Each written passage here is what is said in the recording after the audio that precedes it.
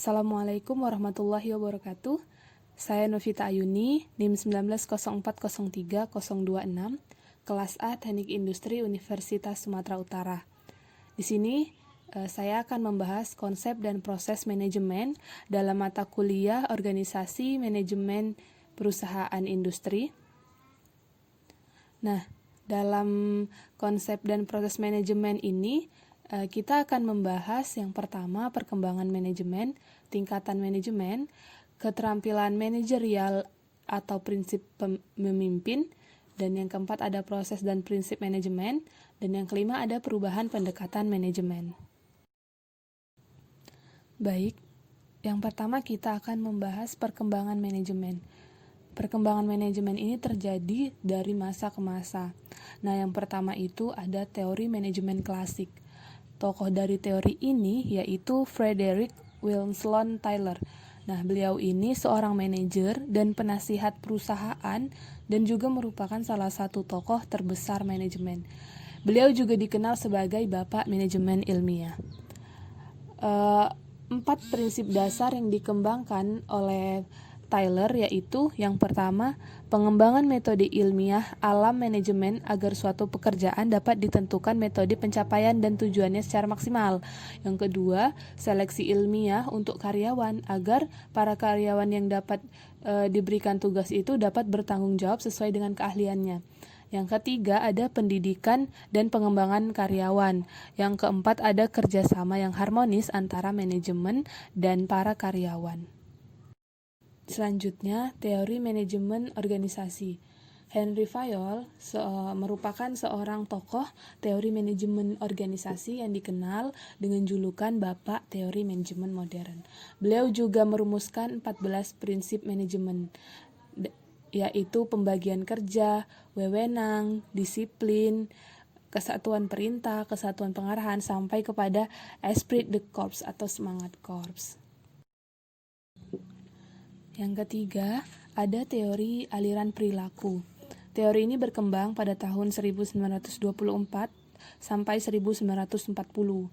Abraham Maslow, Frederick Herzberg, Edgar Schein mencetuskan prinsip bahwa organisasi itu adalah satu keseluruhan, jangan dipandang hanya perbagian.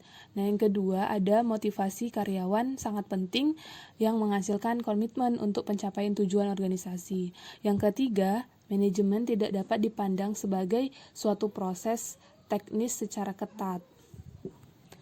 Yang keempat ada teori manajemen kontemporer. Nah, teori ini tuh berkembang dari tahun 1950 sampai saat ini. Di dalam teori ini perkembangan teknologi itu sudah ada perkembangan nilai, ada perubahan hubungan manusia. Kemudian melalui pendekatan situasional, teori manajemen kontemporer ini adalah aliran teori yang menekankan pada situasi atau kondisi tertentu yang dihadapi. Jadi semuanya sangat bergantung pada karakteristik situasi dan tujuan yang ingin dicapai. Pembahasan selanjutnya yaitu tingkatan manajemen. Nah, tingkatan manajemen yang akan kita bahas di sini ada 3. Nah, yang pertama adalah top management. Top management ini adalah tingkatan yang tertinggi dalam suatu organisasi. Contohnya dewan direksi, presiden, direktur utama, dan yang lainnya. Nah, fungsi dari tingkatan ini yaitu merumuskan rencana jangka panjang serta mengambil keputusan yang strategis yang berguna bagi perusahaan. Keahlian yang harus dimiliki manajemen puncak ini atau top manajemen ini yaitu kemampuan yang bersifat konseptual atau conceptual skill. Nah, yang kedua ada middle management.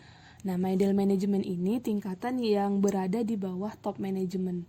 Nah, contohnya itu ada kepala divisi, kepala bagian, dan lain-lain. Middle management ini bertugas untuk mengawasi unit kerja serta mengaplikasikan, mengembangkan agenda dan strategi yang telah dirumuskan oleh top management. Kemudian middle management ini bekerja dengan melaporkan hasilnya kepada top management. Kemudian skill yang harus dimiliki pada middle management ini adalah kemampuan manajerial atau managerial skills. Yang ketiga ada lower atau first line atau supervisory management. Nah, ini merupakan tingkatan yang paling bawah di dalam organisasi. Lower management ini berfungsi untuk mengawasi kinerja dari sumber daya manusia dari sektor operasional. Istilah lainnya, posisi ini tuh biasa disebut mandor ataupun supervisor. Nah, pembahasan selanjutnya yaitu keterampilan manajerial. Keterampilan manajerial itu ada 3. Yang pertama ada keterampilan konseptual. Keterampilan ini merupakan kemampuan untuk melihat keseluruhan organisasi sebagai suatu entitas yang lengkap. Keterampilan ini meliputi pemahaman tentang hubungan antara institusi, hubungan antara industri dan masyarakat, serta pemahaman tentang pengaruh faktor-faktor politik, faktor sosial, dan kondisi ekonomi. Kemudian yang kedua ada keterampilan berhubungan dengan orang lain atau humanity skills. Nah, keterampilan ini adalah kemampuan untuk berinteraksi secara efektif dengan orang lain supaya dapat membangun pemahaman dan usaha kooperatif pada tim. Nah, yang ketiga ada keterampilan teknis, yaitu keterampilan yang merupakan kemampuan atau pengetahuan untuk menggunakan teknik tertentu dalam melaksanakan tugas ataupun pekerjaan. Contohnya kemampuan dan pengetahuan untuk merancang produk, memperbaiki mesin, membuat program komputer, dan lain sebagainya. Selanjutnya ada proses dan prinsip manajemen. Nah, proses dan prinsip manajemen itu ada 4. Yang pertama ada perancangan atau planning. Nah, perancangan atau planning ini berkaitan dengan penentuan arah tujuan perusahaan, merancang strategi yang diperlukan untuk meraih tujuan itu, dan mengembangkan rencana dalam melakukan koordinasi kegiatan yang dibutuhkan untuk melaksanakan strategi. Perancangan ini sangat penting dilaksanakan karena tanpa adanya perancangan, segala fungsi manajemen yang dibutuhkan itu tidak akan berjalan. Nah, yang kedua ada pengorganisasian atau organizing. Nah, pengorganisasian ini berkaitan dengan menata struktur pekerjaan bagi masing-masing orang, seperti menentukan tugas yang harus dikerjakan, proses pekerjaan yang benar, serta menentukan siapa yang akan melakukan tugas tersebut. Nah, pada perusahaan, pengorganisasian ini biasanya disusun dalam bentuk badan organisasi atau struktur organisasi yang kemudian dipecah menjadi tiap-tiap jabatan. Yang ketiga, ada pelaksanaan. Nah, pelaksanaan ini merupakan tindakan yang mengusahakan agar perencanaan yang sudah dilakukan itu dapat terlaksana dan sesuai dengan tujuan yang diharapkan. Kemudian dalam fungsi pelaksanaan, upaya untuk menggerakkan semua orang pada semua tingkatan organisasi sangat diperlukan supaya kerjasama antar seluruh tingkatan organisasi itu dapat tercipta.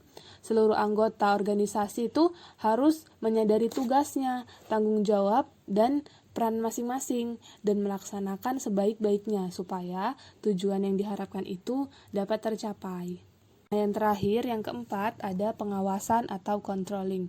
Nah, pengawasan ini bertujuan untuk melakukan pengamatan, menilai kinerja dalam pelaksanaan, dan melakukan tindakan korektif yang diperlukan untuk meningkatkan performa organisasi untuk mencapai tujuan. Kemudian pengawasan memiliki beberapa fungsi utama, yaitu mencegah penyimpangan terhadap perencanaan, memperbaiki kesalahan dalam pelaksanaan, serta menindak penyalahgunaan kekuasaan dalam organisasi. Yang kelima, perubahan pendekatan manajemen. Nah, dengan adanya pendekatan manajemen, maka akan terjadi perubahan di antaranya dalam bidang manajer operasional, itu yang awalnya implementer menjadi entrepreneur agresif. Kemudian manajer puncak dari alokator sumber daya menjadi pemimpin institusional. Kemudian manajer senior dari pengendalian administratif menjadi coach suportif. Itulah penjelasan mengenai konsep dan proses manajemen. Lebih dan kurang saya mohon maaf. Terima kasih. Assalamualaikum warahmatullahi wabarakatuh.